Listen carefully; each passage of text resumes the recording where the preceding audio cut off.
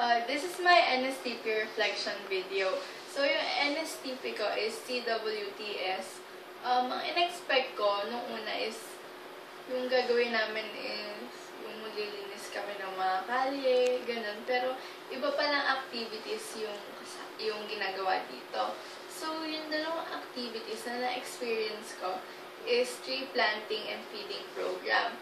Sa tree planting, masaya siya, pero syempre, nakakapagod.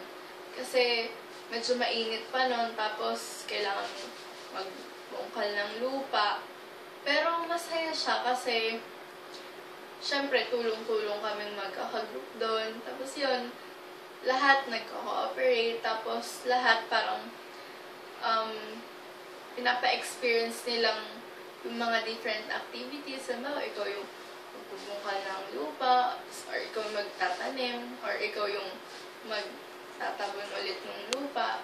Tapos, yung place na pinagtaniman namin is nakakatuwa kasi sobrang fresh doon, walang pollution. Tapos, yung mga tanim doon sa parang pinaka-garden nila, yun yung source ng pagkain nila. So, yung next activity is yung feeding program. Kasi, dalawa yung feeding program. Yung first feeding program namin, yung group namin is na-assign dun sa food, kami magluluto.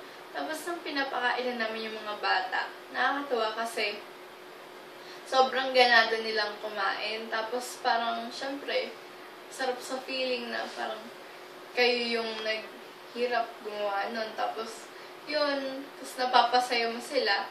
Tapos, napaka-satisfying. And then, dun sa second feeding program, yung group naman namin na-assign dun sa games. Yung mga bata, nakakatuwa kasi sobrang participative nila. Tapos, game na game talaga sila. Kahit medyo malikot sila, okay lang. Tapos, since ito nga pala yung last NSTP, para sa akin, sulit naman